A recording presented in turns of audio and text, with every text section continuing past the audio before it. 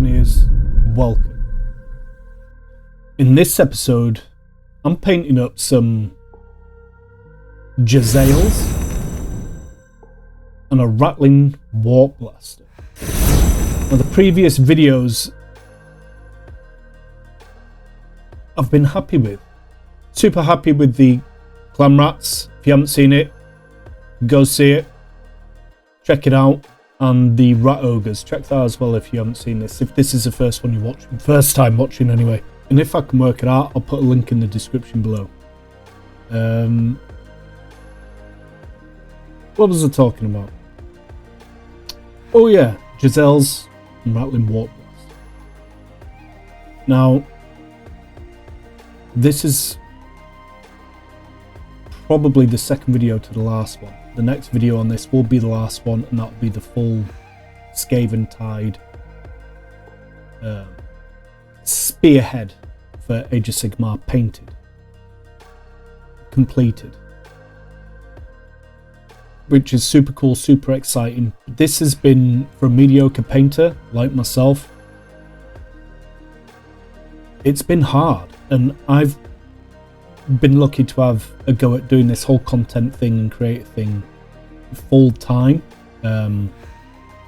or at least full-time hours. And with all the time in the world, let's be honest, with painting, we're all wanting to know how good everybody else is, or everybody else's paintings look good, and everybody's wanting to know how can I paint that doesn't make me feel bad or look terrible, but that is quick and easy.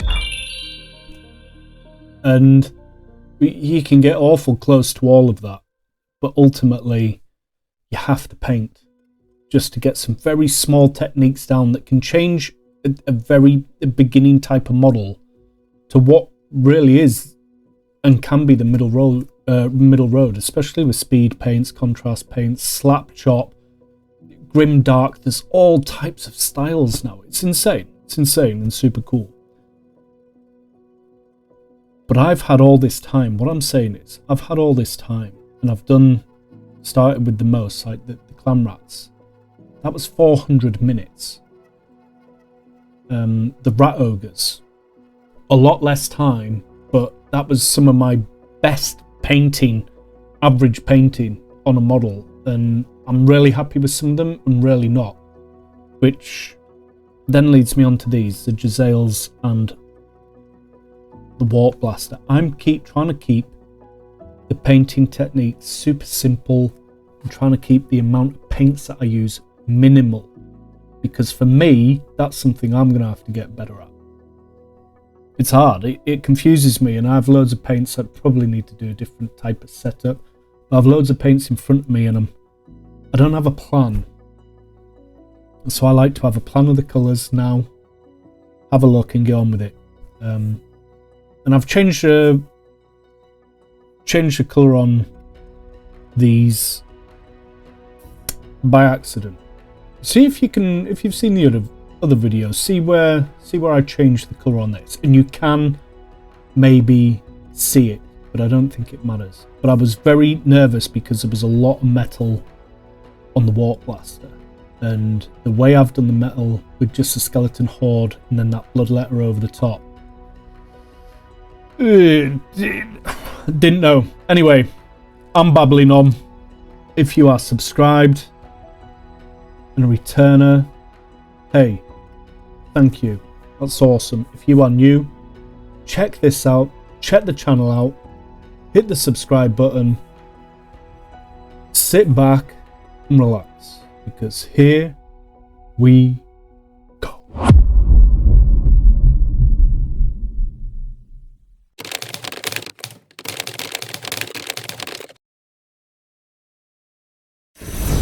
So here we are, after a quick rattle can of the army painter. Is it Chaos Black? I think it's Chaos Black. The Jazzails and the Blaster, they were ready. Had to buy a few sets, or a set of new bases, because yeah, somehow managed to lose one of the bases. fail. Quick check with the dry brushes, see which ones I'm going to use. I'm using the greys here. I start to dry brush, the beginning of the slap chop method.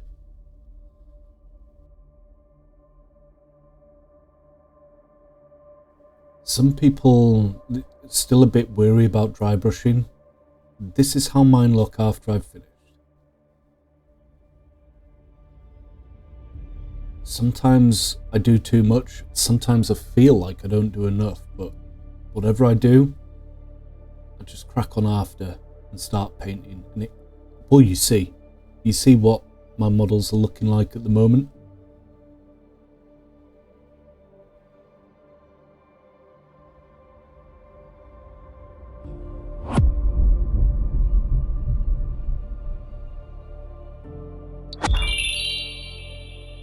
This was pretty cool because there wasn't too many of the cloaks. You gotta remember, doing those 40 clam rats, that was insane.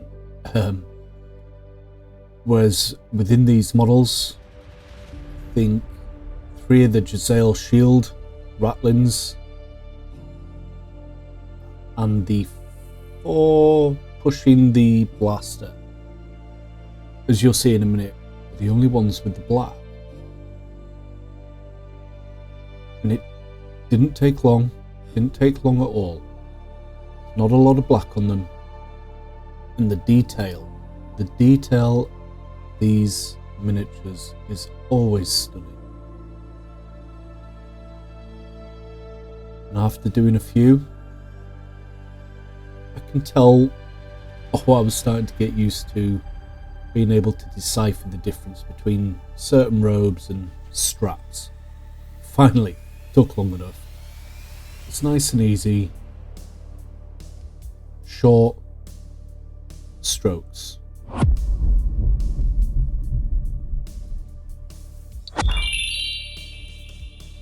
moving on to this green once again. Not too many of these to paint. So I think I was purposely taking just a little more time here, just to try and get it right. I remember being so zoned in at one point. Must have been funny to look at, but I actually started stressing and my hands started shaking. So this is probably some of the best footage for some of these models, because I had the shakes. I don't know why that happened. It just did. It was kind of funny, slightly irritating, but either way, big old smile on my face and just press on.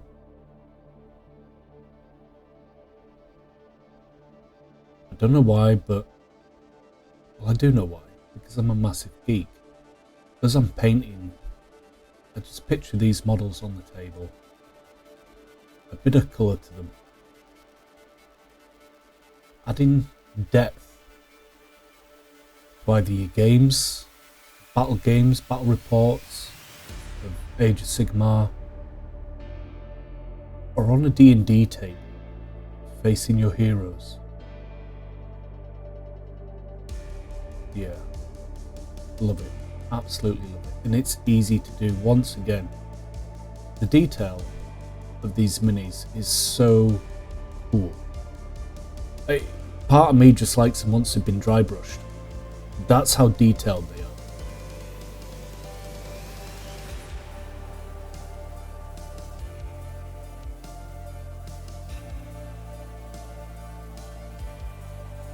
I'm trying my best.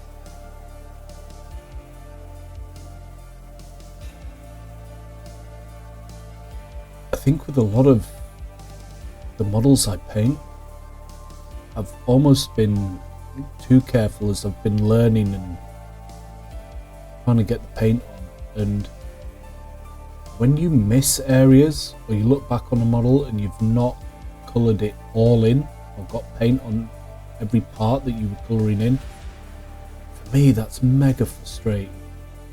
So that's something I'm trying to learn, to take my time and really check every part of the model and make sure that I've got that colour on. Because to be honest, I can't go back once it hasn't. I'm normally done by then. the models get left. I've been making a real effort for this Skaventide set to try and complete all of it. Yet time will tell how well I've done. And you will see. Judge for yourself. But the key is, I really do think it's brush control. Learning to use a certain size brush and sticking with it regardless, just to try and learn how to control it, has been, I think it's been key for me. I think it's been helping to make my models not look like I've just dipped them in a jar. I don't really get a lot of brush marks.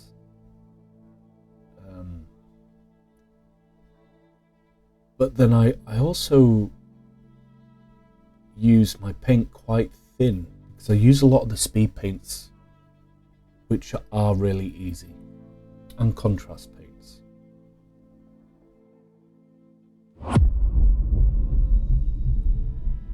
Here, could you tell? Did you notice what I'd done? It's subtle, but it's not the biggest mistake ever made.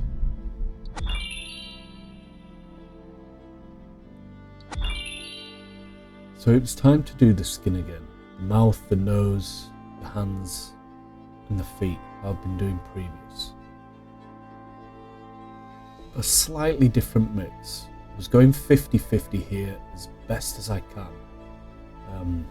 With the being fewer models, I wanted to do a better job on the colour. Like I say, when you have 40 clam rats, I just mixed and got on with it. I think I've found a better tone here. Is it ideal? It's not the one I had in mind. Is it perfect? Nowhere near. Probably a bit bright. But I just carried on with the process. Kept getting it on, painting every last bit. And I also know that I use skeleton horde for the metal, and that is part of the colour that I'm using here for its fleshy parts. So I was hoping that even if I do mistakes here, that I can blend it in with the wash. Always trying to be careful and do my best. I think I've got my tongue stuck out here a lot and the model far too close to me. Which I'll probably do until the end of time.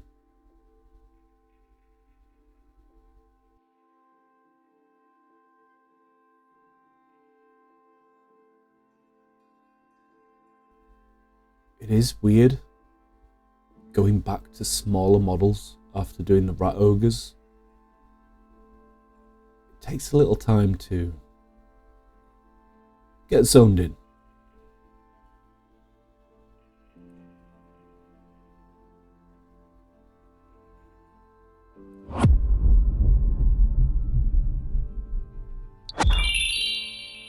I love this black for the fur, so I've stuck with this on all of them. Using the non-oil, it gives it that grey black.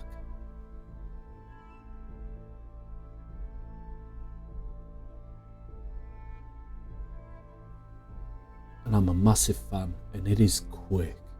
It is lightning quick to do, and really doesn't matter if you overspill onto other areas.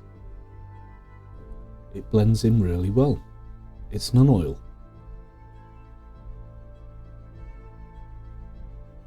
And it really didn't take me long to get around all of the models.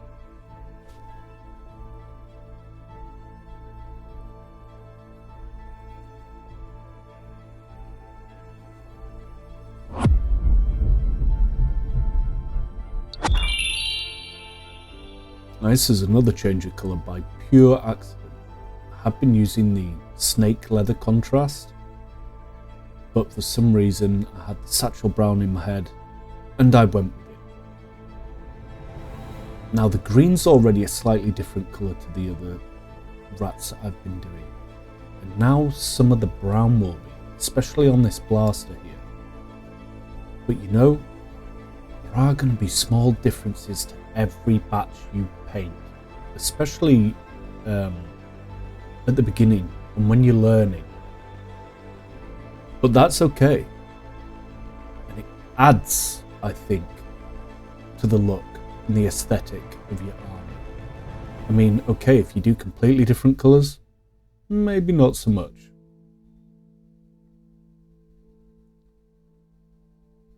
But you still have to concentrate. You're suddenly painting bigger surface areas, and it's quite easy to actually do this badly after you've been concentrating so much on a smaller area of models. Suddenly go big again, it's kind of weird. So believe it or not, I was well happy when I got to this part. As you can see, it's not neat. It's far from perfect. I try and show these close-ups as a reality and not using any filters, as you've seen here. I'm just trying to get plenty of light, trying to replicate so you can see what I see. Painting up close is average at best, but from a couple of inches away it looks a little bit better, and from a foot or two away, like you normally play, it's just different. It's more than good enough. Tabletop standard is a lot lower. I know I keep saying this, but it's lower than what we have in our, or have as a perspective. And these models are easy to achieve. Speed paints help that, contrast paints help that. And of course, I'm super lucky because I'm able to paint these one after the other, and I have the time, which I'm very fortunate about.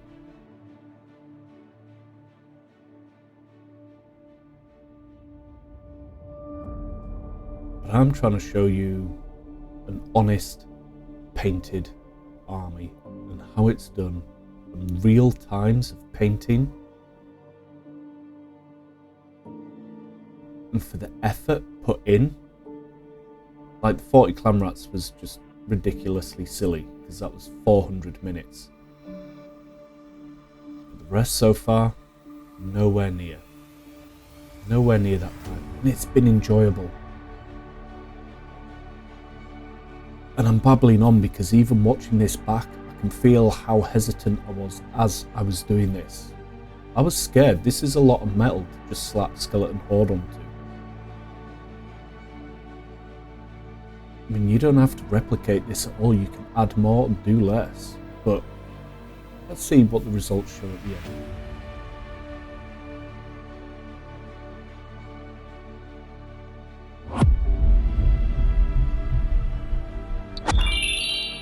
Bloodletter, last phase. Just get it all over the models. Go for it, go nuts. I've already seen that it does kind of what I want it to do. Although this time round it did look a lot more orangey, if that's even a word. But the end was in sight.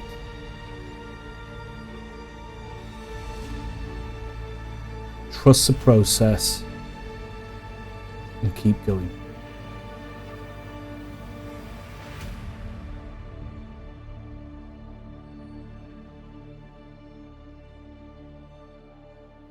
This was a real test. Putting it on here, I really didn't know if I just maybe needed one more colour. One more colour to tie this in properly. So as I was getting my blood letter slapped on, panic. Panic strikes. I don't want to do too much more to these models. I want to keep it simple. I want to keep it fast. It's not a golden demon award.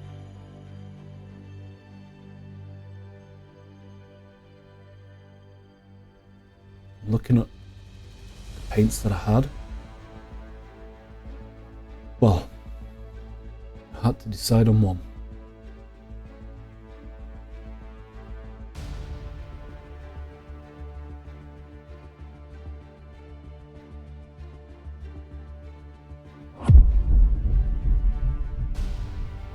And it's the Rune Lord Brass. Sorry, that was a quick edit. Once everything had dried, I just dab it and go over in random places. So here we are, after everything. I hope you've been entertained. I hope you've enjoyed yourself. Watch to the very end for my ratings. It's been a pleasure as always. Until next time. Bye.